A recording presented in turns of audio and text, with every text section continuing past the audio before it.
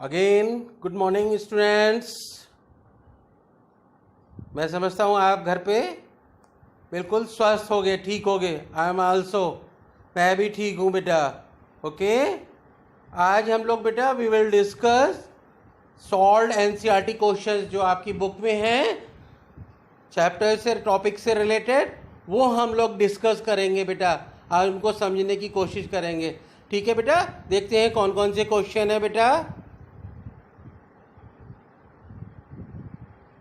देखिए, पहला क्वेश्चन है, why do we need to separate different components of mixture, give 2 examples. हम component mixture, मैंने आपको पहले ही बताया, most of the materials around us are mixture. ठीक है, so we need to separate them. क्यों? क्योंकि एक तो हार्मफुल कंपोनेंट उनमें से निकालने हैं, दूसरा यूजफुल कंपोनेंट हमें अपने लिए रखने हैं यूज़ के लिए, है ना।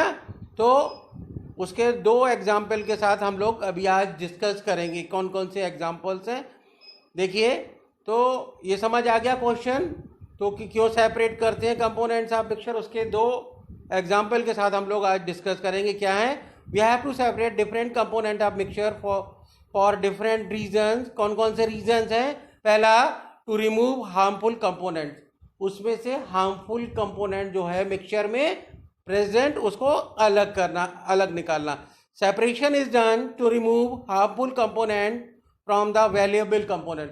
जो हमारे ज़रूरत का कंपोनेंट है मिक्सचर में, उससे हार्मफुल कंपोनेंट को निकाल देना, सेपरेट कर देना।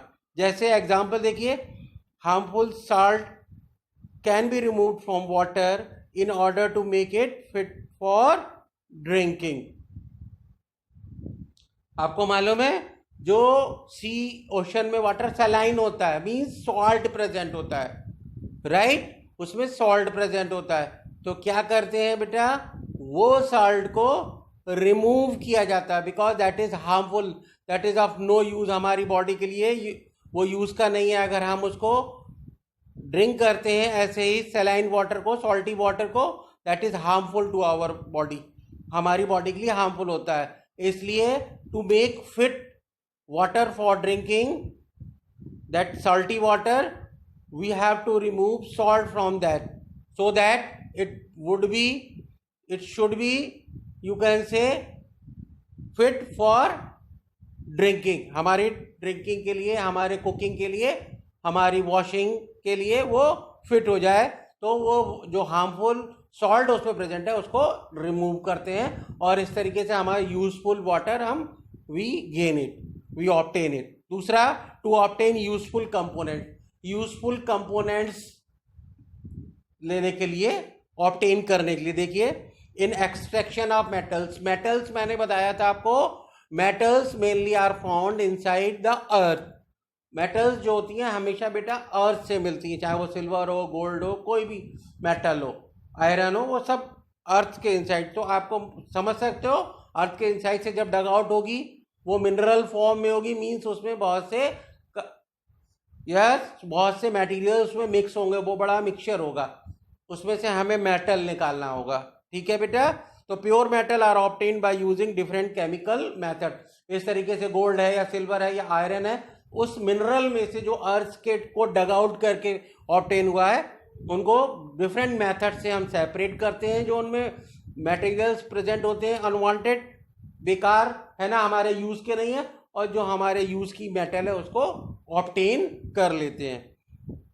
We obtain petrol and gasoline from crude petroleum. आपको मालूम है, petroleum we dug out, petroleum हमको कहाँ से मिलता है? ओशन सीज में वेल को डग आउट किया जाता है ना, वहाँ पे वेल बनाए जाते हैं, कुएं बनाए जाते हैं, और वहाँ से पेट्रोलियम निकाला जाता है। और पेट्रोलियम से बेटा, पेट्रोलियम उनको refineries that are set, refineries are those factories that are set up by government, है ना, उसमें वहाँ पे उस पेट्रोलियम को ले जाया जाता है, और वहाँ पे एक प्रोसेस होता है बेटा, मैंने आपको जब एक्सप्लेन किया था ये तब भी बताया था कि वहाँ पे रिफाइनरी में उस पेट्रोलियम से हमारे ज़रूरत के जो केरोसिन है, पेट्रोल है, डीजल है, ये सब इस पेट्रोलियम से ऑब्टेन करते हैं by the process of fractional distillation.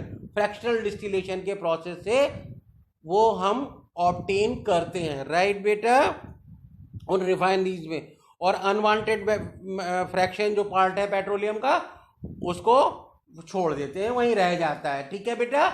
इस तरीके से that now you come to know why we need to separate different components of a mixture and with example I have explained.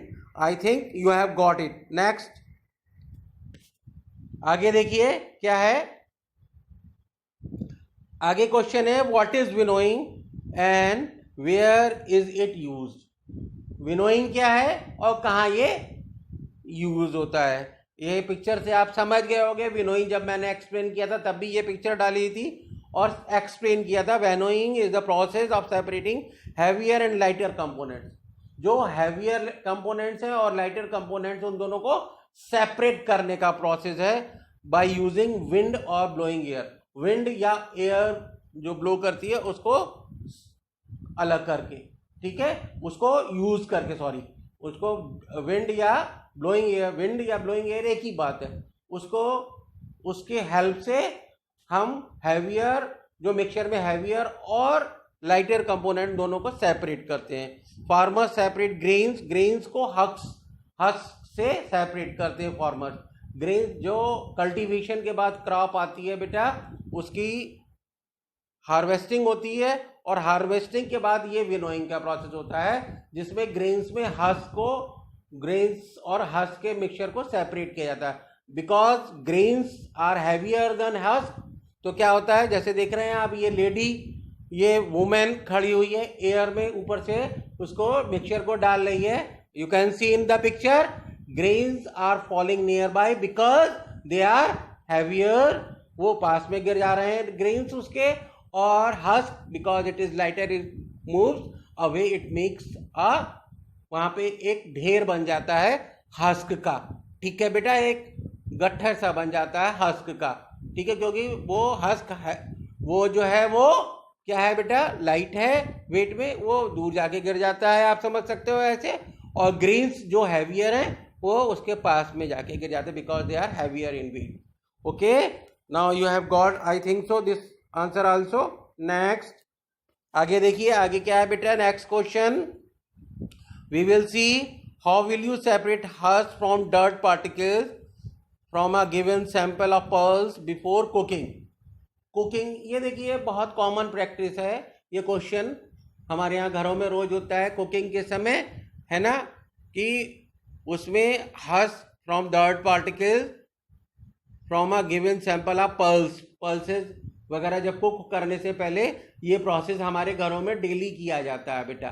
Daily we in our homes this practice is going on. इसमें क्या करते हैं बेटा, the dirt particles that are present in the pulses are removed by washing the mixture with water. Water से आपने देखा होगा घरों में पहले कुकिंग से पहले पल्सेस को धोते हैं। Being heavier the pulses settle down, क्योंकि आपको मालूम है पल्सेस भारी हैं as compare to dirt and that husk, वो नीचे बैठ जाती हैं, उनका आप कह सकते हो कि सेडिमेंटेशन हो गया, वो सेटल डाउन हो जाती हैं, ठीक है। वाइल द डर्ट पार्टिकल्स, जो कि डर्ट पार्टिकल्स लाइटर हैं, वो वाटर में फ्लोट करते हैं, सेडिमेंटेशन हो गया, ठीक है बेटा। उसके बाद this process is known as sedimentation.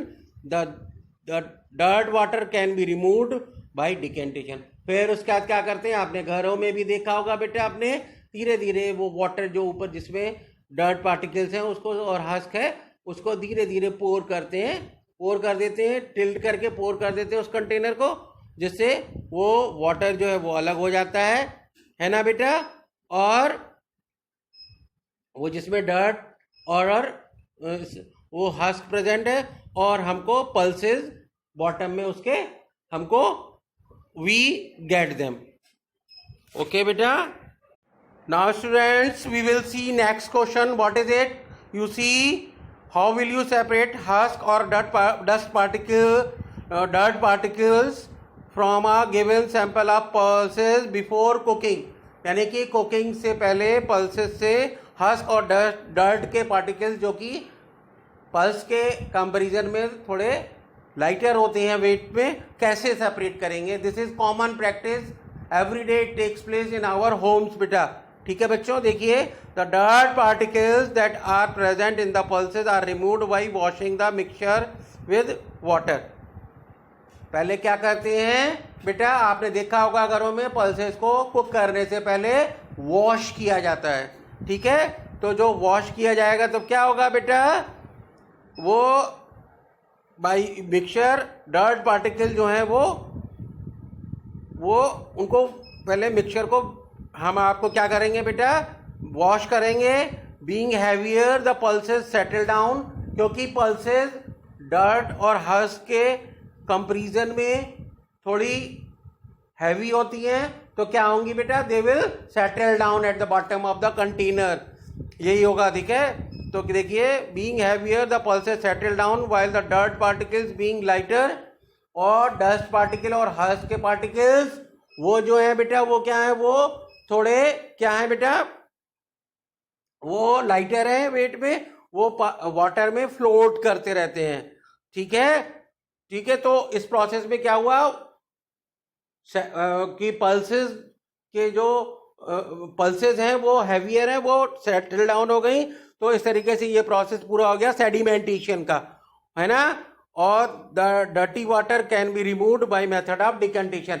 फिर क्या करेंगे ऊपर, क्योंकि ऊपर वाले लेयर में यहाँ पे वाटर के ऊपर सरफेस में क्या क्या है बेटा, डर्ट और हस्क पार्टिकल्स हैं.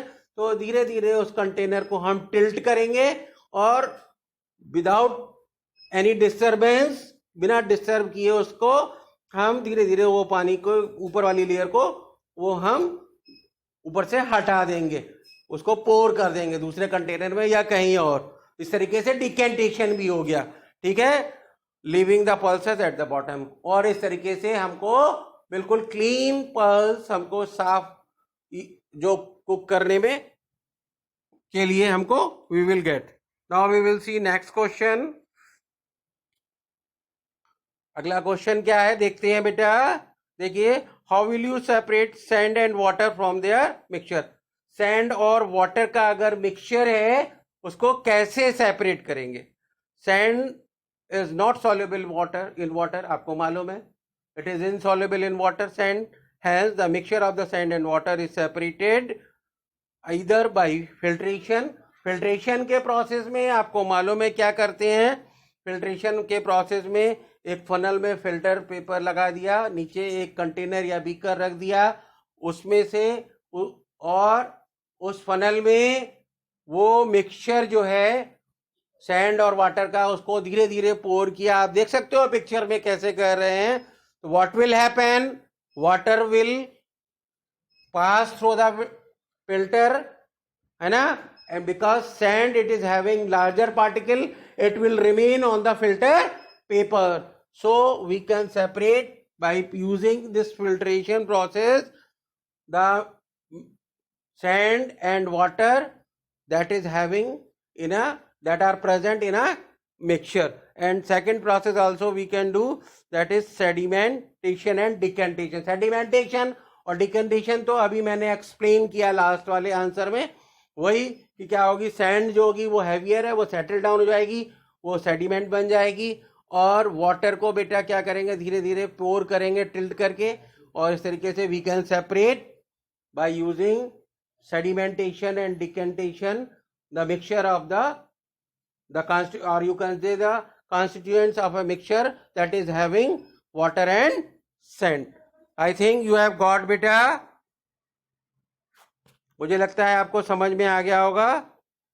Now this explanation of question and their answers now completed बेटा. Okay, okay, I think you have got all this explanation. Today's explanation we can say. Even then, if you are having any query, you can post on the Google Classroom. Okay beta. And beta, one more thing, I am providing the PDF of this question answer, okay? And because they are given in your book, no need to write them, these question and answer on your notebook. Okay, beta? Thank you for listening me. Bye, beta. Bye bye.